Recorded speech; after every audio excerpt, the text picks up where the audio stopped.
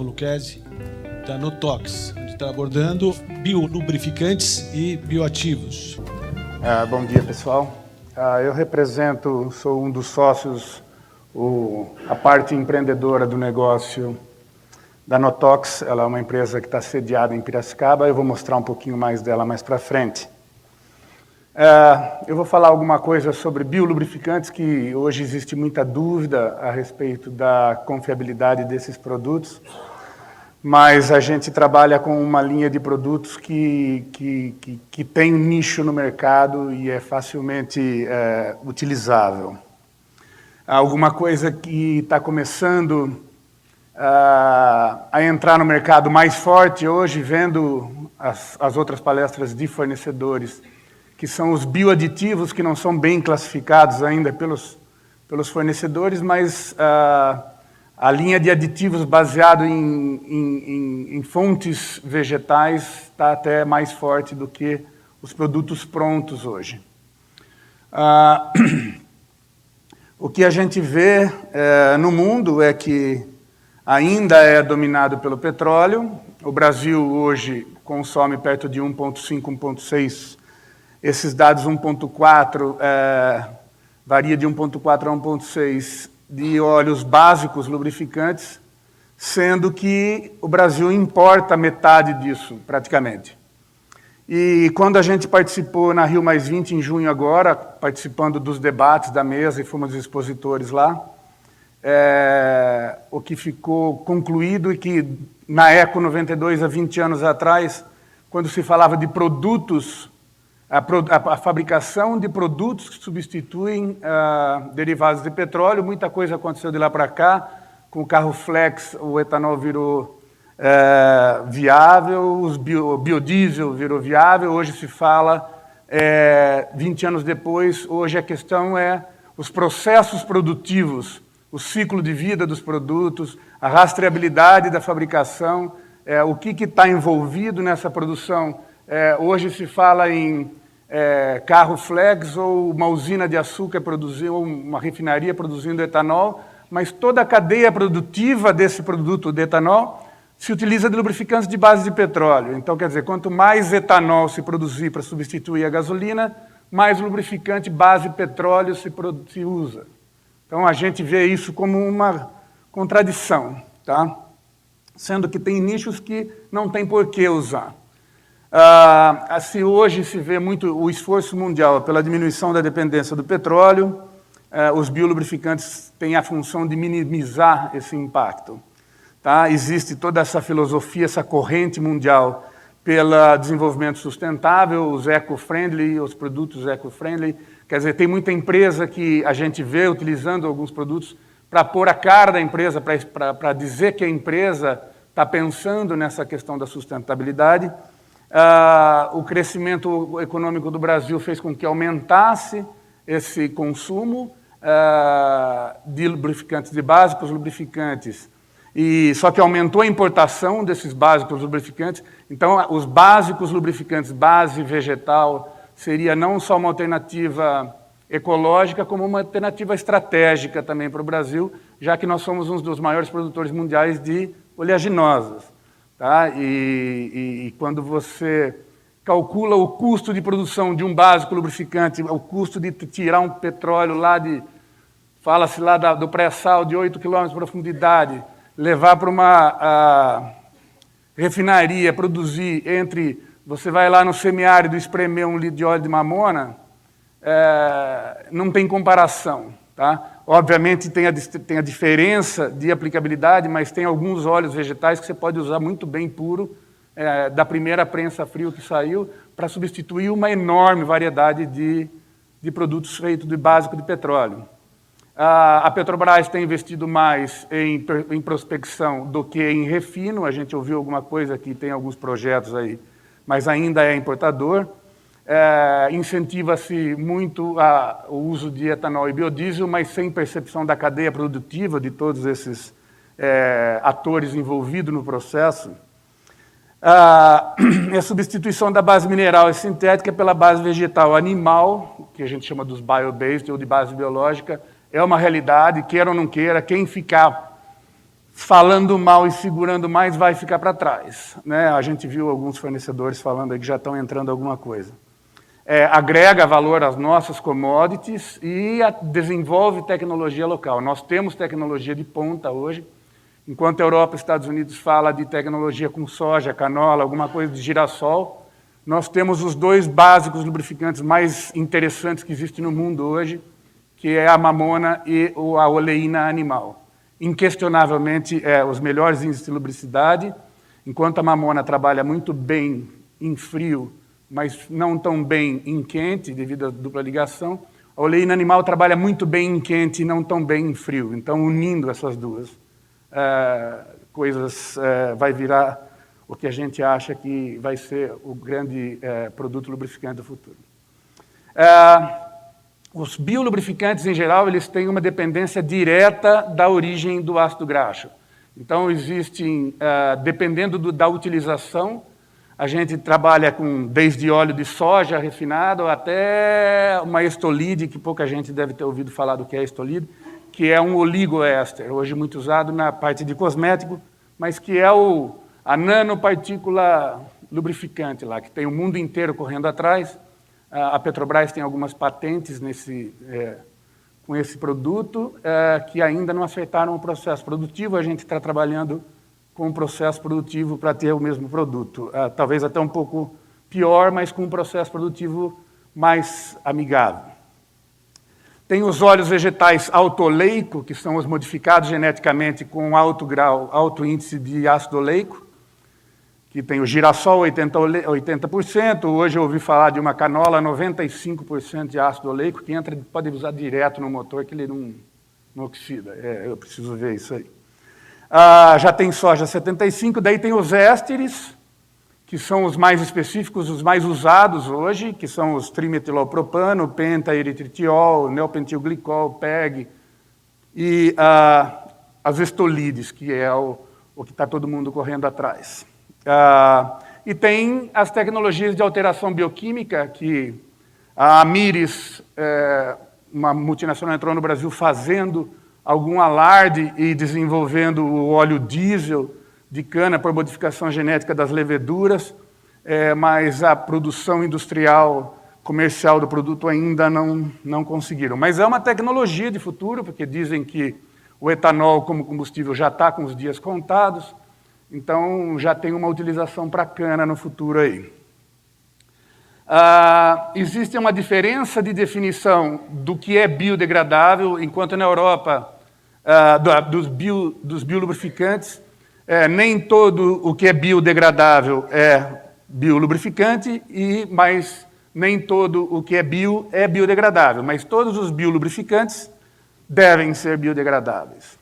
Tá? Uma das legislações mais sérias que tem no mundo é o Brasil, do IBAMA, que tem poucos dias, índice de oxigênio, nós não vamos entrar aqui em detalhes, mas a gente e uma equipe de pessoas e alguns cérebros estamos criando aí tentando criar uma associação de marcadores, de biolubrificantes, de registro e tal, de dar um direcionamento do que a gente acha que biolubrificante deve ser biodegradável e deve ser composto acima de 90%. Tá? Talvez algum aditivo que a gente ainda não tenha no mercado, mas com prazos para ter.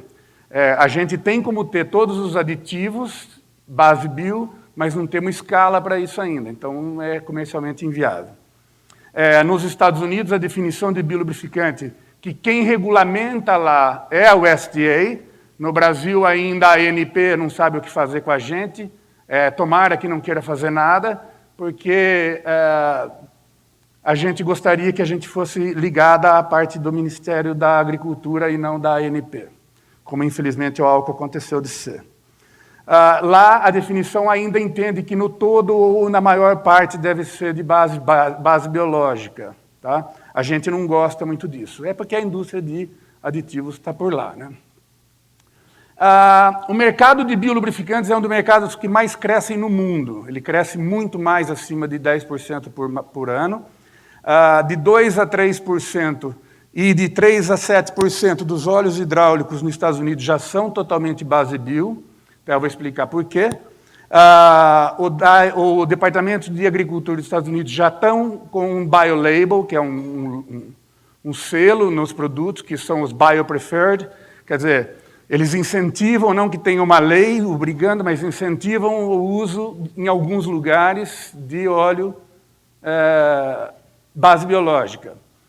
Principalmente soja e canola, o que eles trabalham lá. Adorariam trabalhar com óleo de coco, mamona e oleína animal, mas eles morrem de inveja da gente, que a fonte está aqui.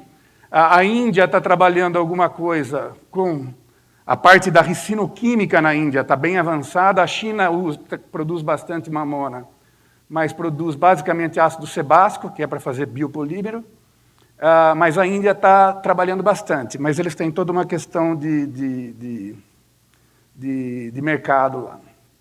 No Brasil, a gente está lidando um pouco, tem gente que já sabe que é o futuro do negócio, e a Notox está como uma das precursoras na área.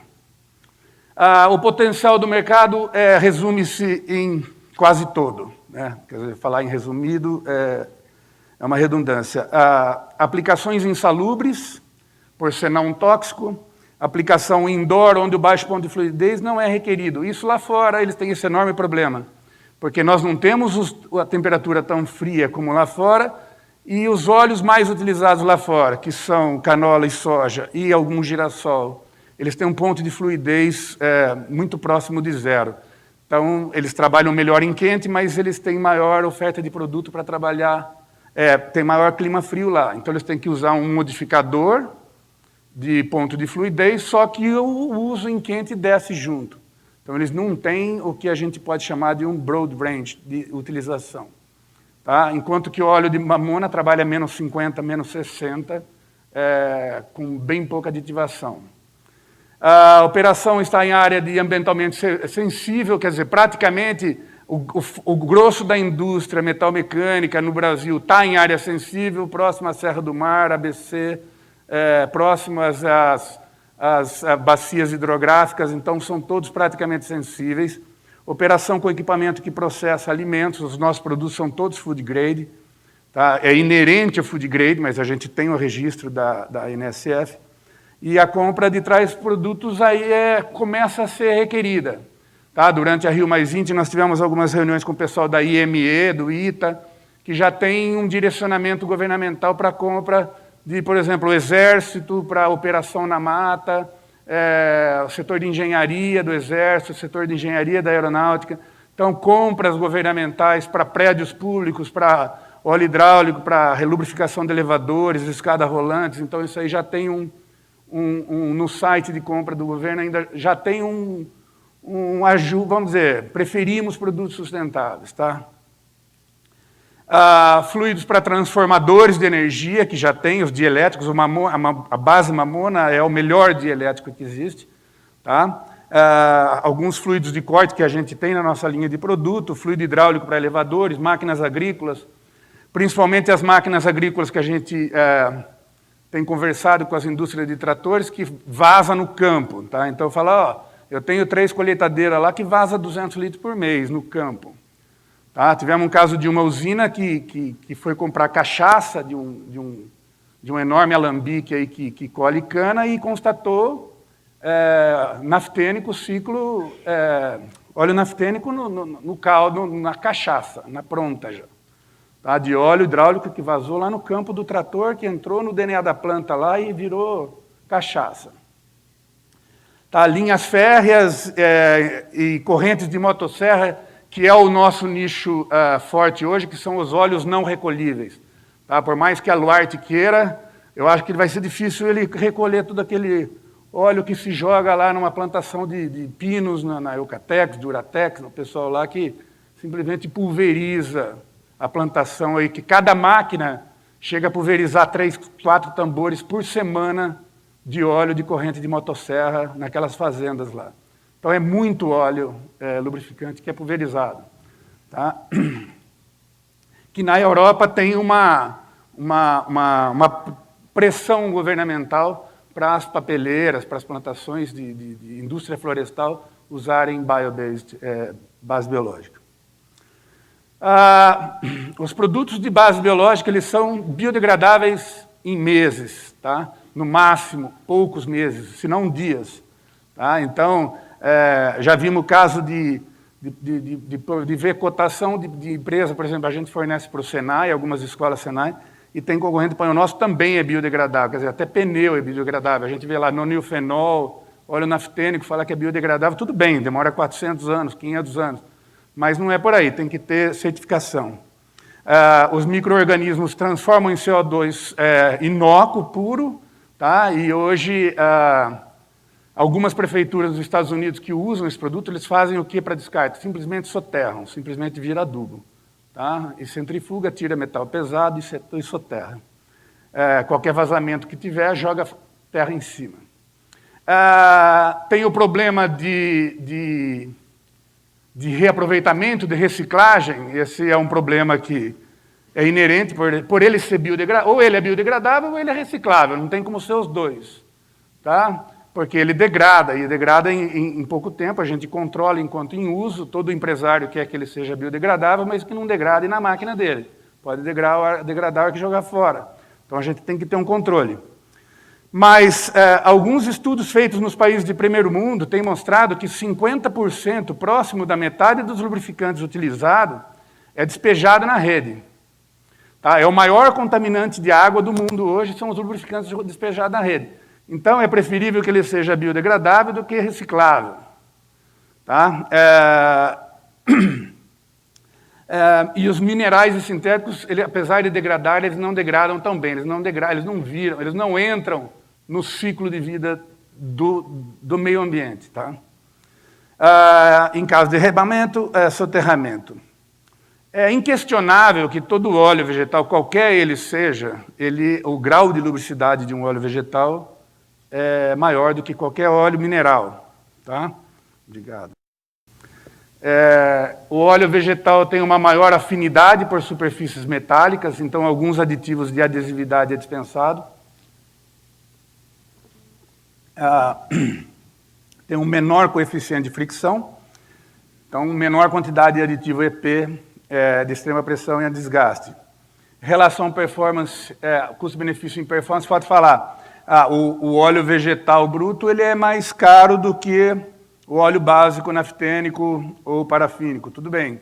Mas quando a gente fala de óleos de alta performance, principalmente os food grade, e lá em cima, que para o petróleo virar food grade, ele passa por um processo que ele vira muito mais caro do que um óleo base lubrificante vegetal, que é pouca coisa que faz nele para ele virar um food grade. Quer dizer, ele já nasceu food grade. Redução de uso de energia e de processo de fabricação e de processo de atrito reduz energia. Índice de viscosidade é muito mais alto do que bases minerais. O óleo de soja simples, esse que vende no supermercado, o refinado, ele já é acima de 200, o índice de viscosidade dele. Tem de alguns casos trabalhado, por exemplo, um estolide hoje de ensaio em laboratório chega a quase 400 índices de viscosidade. Então, quer dizer, não tem nem como. Ele usado como um aditivo, ele já passa dos 200 qualquer outro óleo mineral. Vegetais, animais, índice de viscosidade 200 e os sintéticos de base petróleo e minerais, com esse nível de índice de viscosidade, são muito mais caros. Ponto de fulgor, qualquer um deles é acima de 300 graus, então para trabalhar em áreas de parque, de diversões, prédios públicos, elevadores, escada rolante, floresta, a indústria da mineração em subsolo, onde o acúmulo de gás fica mais inflamável o local. Então tem a indústria pesqueira, indústria de linha de transmissão, é muito diferente o ponto de fulgor desses óleos, que os de base mineral, quanto mais especializados são, quase que mais inflamáveis. Uso em fundições e etc. Produção de graxa em micro-ondas, já tem processos de produção de graxa em micro-ondas, que envolve aí alta temperatura para a fabricação. Custo em relação à performance, pouco reciclável, mas já que metade hoje do base de petróleo é jogar na natureza, é bom que ele seja, como é que fala, reciclável. Tá? Então, biodegradável. Tá? O fator não reciclável não pesaria tanto no custo final dele. Ponto de fluidez, as desvantagens que o mundo hoje fala, e que a gente concorda em alguns pontos, é o ponto de fluidez, mas existem modificadores para isso, mas quando a gente fala do óleo de mamona modificado, não é o óleo de mamona comum, ele trabalha muito bem em frio, tanto é que todo o óleo fluido hidráulico de qualquer avião a jato, foguete que tiver aí voando no espaço, é essa de base mamona que está lá dentro.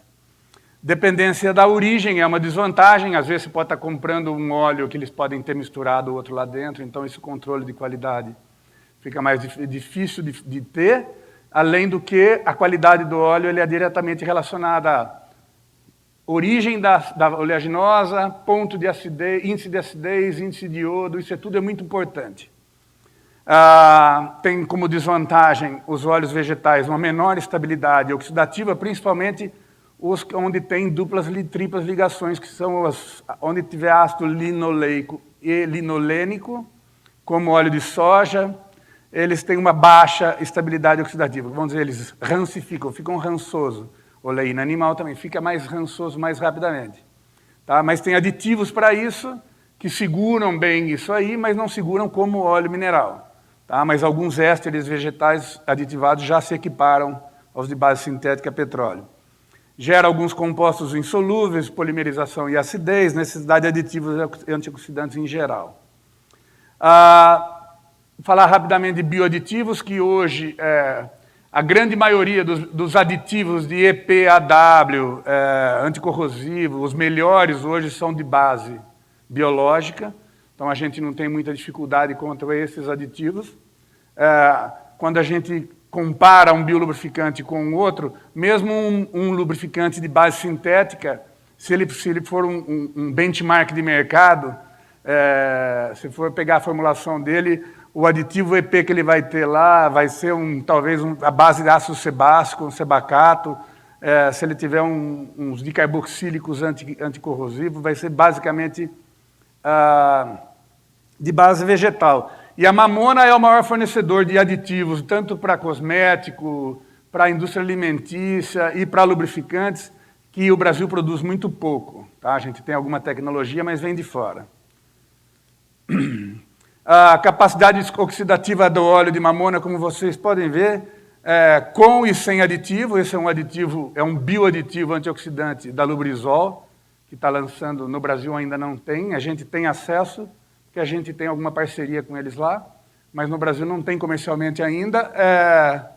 Tanto faz como tanto fez. A mamona com aditivo não conseguiram oxidar o óleo de mamona. Enquanto óleo de algodão, e aqui é óleo de amêndoa macadama, óleo de maracujá, que estavam testando de vários óleos vegetais, com e sem aditivo, o óleo de algodão mudou drasticamente, o óleo de soja muda também, igual o algodão, mas a mamona variou muito pouco. O futuro desse mercado para a gente é muito promissor, já que, embora não tenha tanto investimento, que a gente está no mercado aí em busca de investidores há algum tempo, a gente vem falando, a gente quase que fecha tal, mas ainda tem um receio. Os próprios empresários, para entrar nessa, eles teriam que entrar de cabeça numa linha grande de biolubrificantes, mas tem algumas áreas que eles vão ter que acabar entrar muito rápido, antes do começo do ano que vem, por causa do tratamento de resíduos sólidos, papapá. Mas enquanto tiver toda essa pesquisa para os biocombustíveis, enquanto tiver toda a pesquisa para a indústria alimentícia, a gente está indo atrás. Indústria cosmética, os oligoésteres, que saiu da indústria cosmética, a gente vai correndo atrás. Falar rapidamente um pouquinho da Notox, 5 minutinhos. A gente surgiu, eu não era do ramo até então, o meu sócio era um grande player internacional da área de produtos alimentícios, e a gente participava de alguns debates lá em Piracicaba, que tem o Piracicaba 2010, daí 2017, agora 2020, pá. E lá é um grande polo produtor da cadeia produtiva do biocombustível, né, do etanol, grupo Cosan, fábrica de tratores, colheitadeiras, pá. E a gente achava um grande contrassenso justamente isso.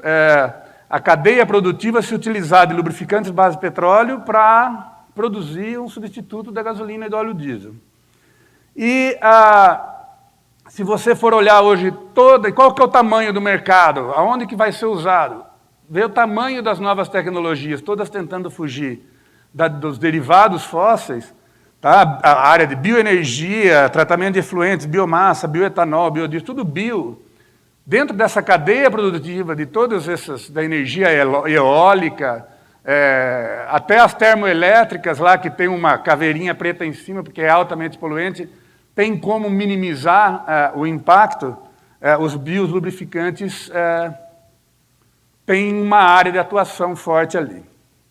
Nós participamos na Rio+20 em 2 setores, na feira, junto à FINEP, a gente também tem alguma ligação com a FINEP, e participando de um Venture Forum de apresentação, uma empresa selecionada para apresentação para fundos de investimento. Temos os registros e certificados, nós temos a adequação de produção pelo certificado é um certificado escandinavo, onde entra não só se o produto é verde ou não, se ele é degradável ou não, mas toda a parte de produção, desde trabalho escravo, socioambiental, qual o impacto regional que faz na produção, na distribuição. Temos análises de biodegradabilidade e de toxicidade, temos o registro da NSF. Esse é o nosso registro. Temos uma linha de produtos, a gente já vende, temos metalworking, temos óleo para engrenagem, protetivo anticorrosivo, etc., óleo hidráulico.